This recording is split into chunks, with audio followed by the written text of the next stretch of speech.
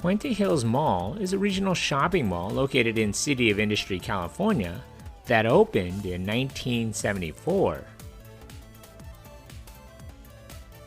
Were you a kid, teenager, adult, parent, or grandparent living in Southern California and would frequent those malls in your area? Were you a mall rat like me, where you spent your formative years people watching, socializing, or shopping at those iconic malls? Let's take a stroll down memory lane and relive those moments of yesteryears. So let's take a deep dive into the history of that mall in your neighborhood. Please leave a comment or a memory of this mall and stay tuned until the end. I want to see if you were paying attention to my video. Thanks.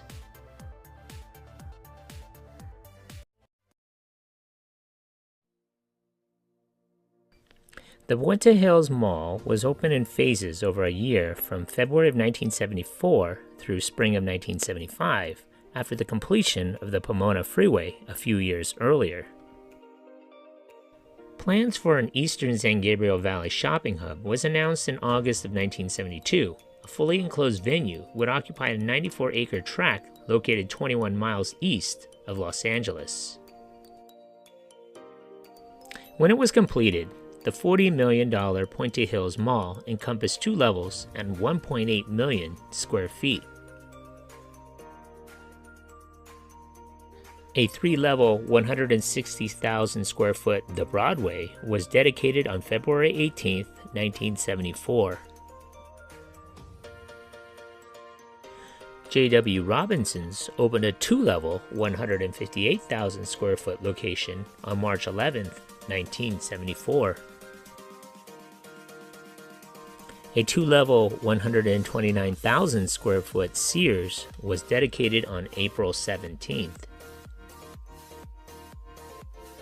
The fourth and final anchor, a 2-level, 150,000 square foot JCPenney, opened on April 16, 1975.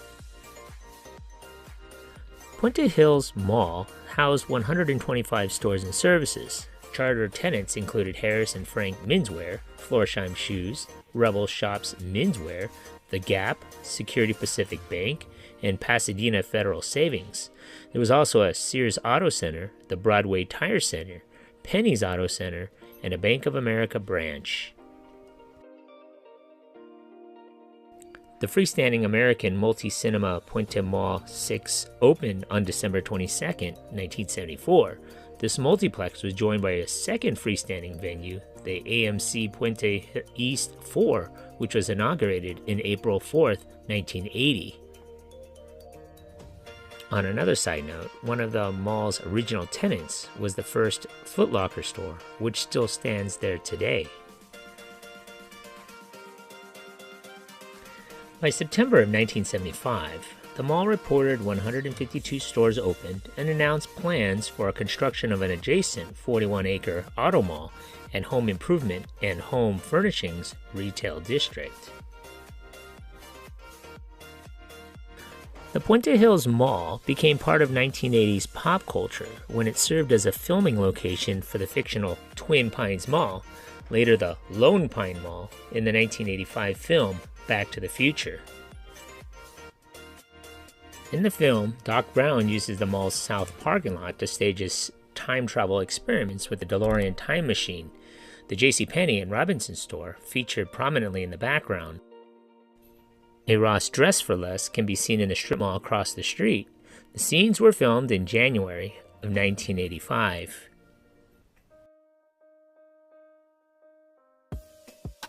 Puente Hills Mall competitors included the Whitwood Mall, the West Covina Fashion Plaza / Westwood West Covina, the Brea Mall, but it was the opening of the Montebello Town Center in 1988 that substantially hurt business at the Puente Hills complex, starting a long cycle of decline. In 1993, J.W. Robinson's rebranded as Robinson's May after the chain merged with May Company. In 1996, 2 anchor stores, the Broadway, at the time purchased by Macy's, and JCPenney, were closed At the time of JCPenney's departure, the mall was about 50% occupied. A $35 million renovation started, which included demolition of the vacant The Broadway. It was replaced with a new entertainment wing, anchored by the American Multi-Cinema, Puente Hills 20, and a 9-bay food court. The state-of-the-art Movieplex showed its first features on April 18, 1997. Focal points of the original mall's fountain, or center, court was the polished granite fountain and the octagonal skylight. The area had been remodeled in 1991 when a 1907 vintage carousel was installed. This was removed during the late 1990s renovation and then was replaced by Sundance, a solar spectrum apparatus. This directed a ray of sunlight into the court area where there was now a stream, waterfall, and a koi pond. JCPenney's closing in the fall of 1996 had caused the southeast wing of the mall to die. The vacant store was gutted and reconfigured as part of the Power Center wing. 2,000 square foot Burlington Coat Factory opened in 1998, along with a 59,000 square foot Linen and Things. The Spectrum Club Fitness Center, occupying 2 levels and 47,000 square feet, was dedicated in May of 1999. The Robinson's May store was rebranded to Macy's in September of 2006. Glimcher Realty Trust embarked on a $16 million renovation. New hardwood floors, carpeting, landscaping, and soft seating areas were installed, and the food court refurbished. The solar and water features were also removed. The renovation and remarketing proved successful, and nearly all of the mall's 155 store spaces were soon leased. In September of 2006, Borders was officially closed, while Linen and Things, Circuit City, and CompUSA all closed their locations at the mall in 2008 and 2009.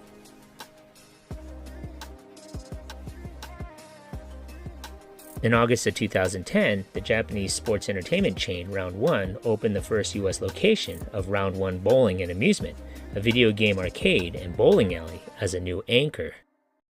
It was the company's first overseas stores, replacing Linen and Things. Toys R Us opened in June of 2011, taking the spot previously occupied by Circuit City. Toys R Us had formerly been located at the plaza at Puente Hills on Gale Avenue in Industy, the old site being located near the current Frank & Sons collectible show. Toys R Us closed its doors on April 15, 2018. Another anchor store, Sears, closed in September of 2018. In 2020, another anchor, Forever 21, closed in January. On January 5th, 2022, Macy's announced that their Puente Hills Mall anchor would be closing in the first financial quarter of 2022. After the store closes, Burlington and AMC would be the only remaining anchors left in the mall. So you thought this was another repeat of the same video, huh? Well, I decided to visit this mall in 2023 to check out the mall as it looks in its present state, as well as respond to some of the comments that people have made about this mall. The first thing that greeted me at this mall was a Mercedes-Benz doing donuts in the mall parking lot. What a way to start off this video, right? This is the first time that I've actually walked in this mall in over 24 years. Sure, I visited Macy's about 8 years ago, but even that store has been closed. The exterior looked a little run down, but what truly was sad was the interior of the mall. I mean, the sheer number of empty stores was apparent. I mean, even the iconic Twin Pines Mall sign on display was looking sad and reflected the image of the mall. Storefront after storefront is literally boarded up or has had their windows painted black. Some stores are being used as storage as well. As I walk around the center of the mall, I remember what some of your comments about what it was here before. The carousel, which was removed in the 1990s, part of which was for insurance reasons, according to one local store owner in the mall, as well as the stream that was at the mall, kind of like a Bass Pro Shop with koi instead of trout. I'm sure the mall maintenance had enough problems with the koi being poisoned by the coins being dropped in the water, or shoppers accidentally falling into the water because they're on their phone. Oh wait, this is before smartphones. Today, there are no more carousels or streams in the mall, just a large center courtyard that mall shoppers just lounge and take in the empty mall. In fact, the mall was pretty quiet, save for some kid blowing a whistle at the top of their lungs, something you couldn't get away with at any other mall. When I went to the Puente Hills Mall on a Saturday, as you can see here, the mall was empty. Not even the cold air condition would bring would-be shoppers here on a hot day. As I had mentioned previously, in August of 1996, a $35 million renovation had brought in a 9-bay food court. The current 9-bay food court has 2 active restaurants, with another one, Hot Dog on a Stick, closed for repairs and maintenance. The food court area was empty and the lights shut off. It was a sitting area for those tired shoppers. And speaking of Hot Dog on a Stick, at first, I thought it was an abandoned restaurant, but upon closer inspection, it was being remodeled. All of the equipment and signage was still there.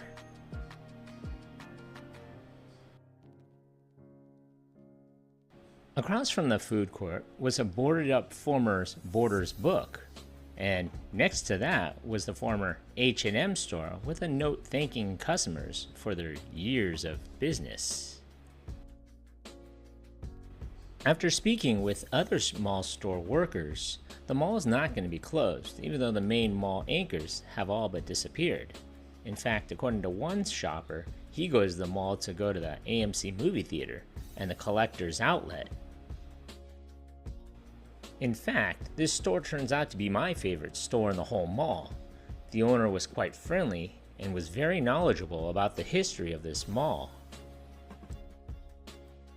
Another thing that I noticed about this mall, aside from the fact that this mall was empty of people and businesses, was that there were restaurants in the mall, but they weren't in the food court. In fact, there was a Mexican food restaurant in the center court, on your left, in yellow. There was also a Baskin-Robbins in the mall, something I had never seen before. A McDonald's had once been there too, but has since been closed, even though there was about 2 locations about a mile or so away from the mall. All of the major department stores have closed, and their entrances have now been boarded up.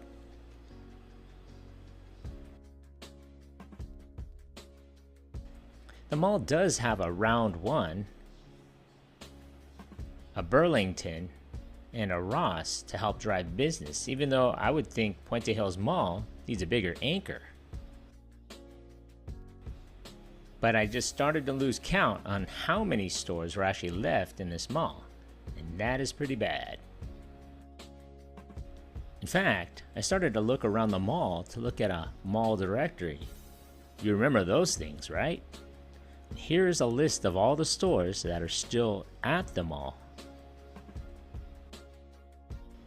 Taking one last look at the mall, and yes, I did walk the entire mall top to bottom, I was sad to see that this once great mall, a mall that I had been going to since the late 1970s, as well as the 80s and late 90s, being just an empty shell with store tenants not knowing if the mall was going to be torn down or redeveloped. I mean, even walking by an empty Hollister store with a sign reading, "Thank you for your business," is just downright sad. You know it is bad when the mall monopoly department store, Macy's, abandons the mall. Today, the mall contains approximately 1.1 million square feet of gross leasable area. At present, there are approximately 113 tenants within the Puente Hills Mall. Of these tenants, roughly 80 are retail users, including 3 banks and 2 entertainment establishments, a movie theater and a bowling alley, and 33 restaurants, including 22 inside the mall and 11 on the outer mall loop. The mall is anchored by Round 1, Burlington, Ross, Dress for Less, 24-Hour Fitness, and an AMC movie theater. Plans have been drawn up for a complete mall renovation.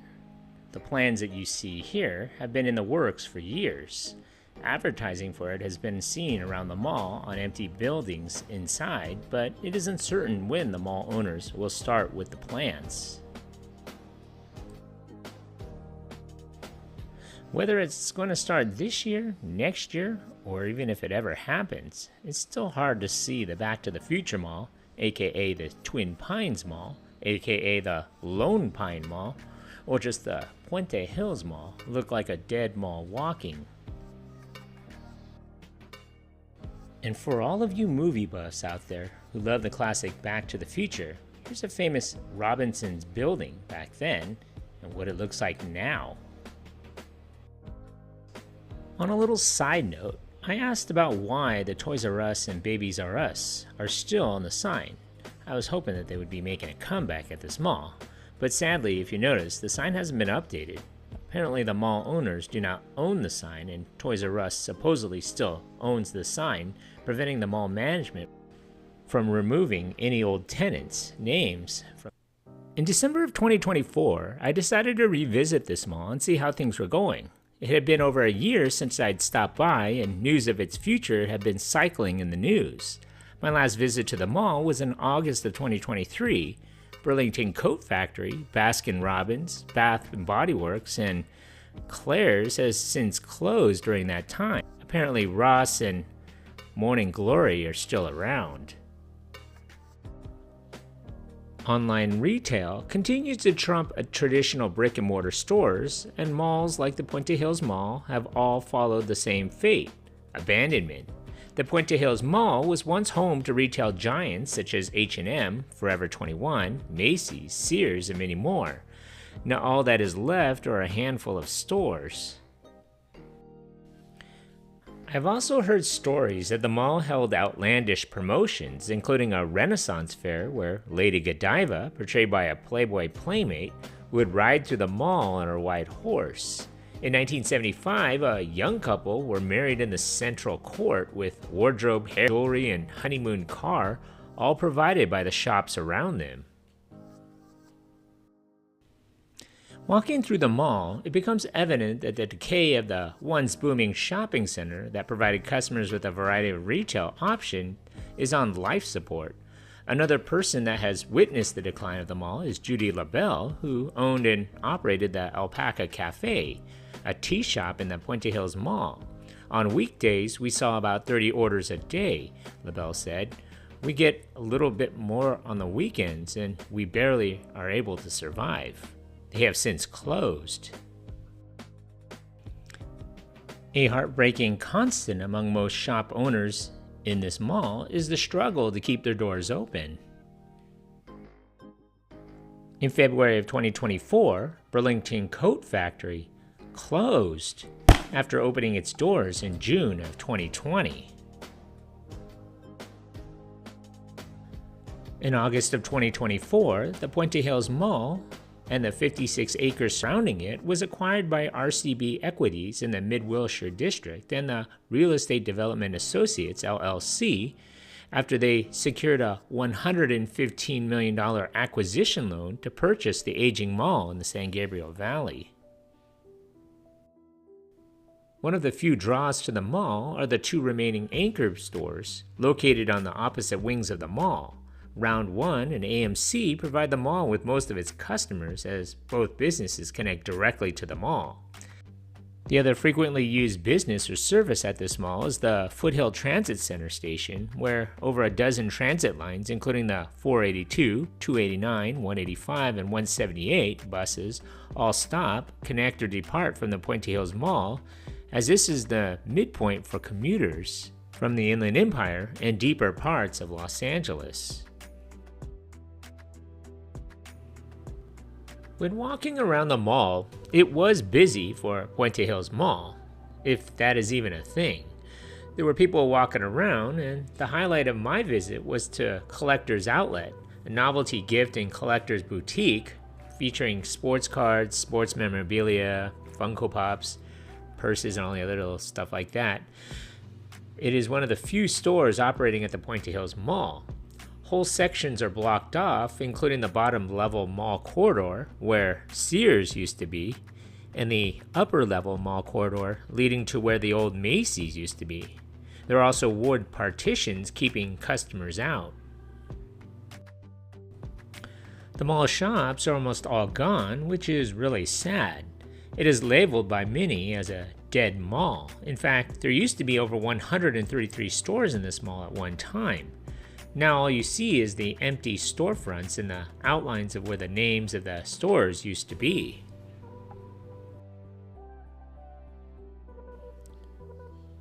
According to the website, there are only 10 tenants that still have businesses in this mall. I guess we'll have to see what 2025 will bring to the Back to the Future Mall. According to the press release, the new owners see the once bustling 1 million square foot retail hub as a transformative redevelopment opportunity in Los Angeles County with potential for a multitude of uses. Honestly, I hope they bring back this mall. It has a lot of memories for me, as I'm sure it has memories for you as well. Thanks. Congratulations, you made it this far into the video. When I find you. Pop quiz, hot shot. So let's see how close you were paying attention to my video. So how many anchor stores closed in this mall? So if your answer is 9, congratulations, you were paying attention. Thanks for watching.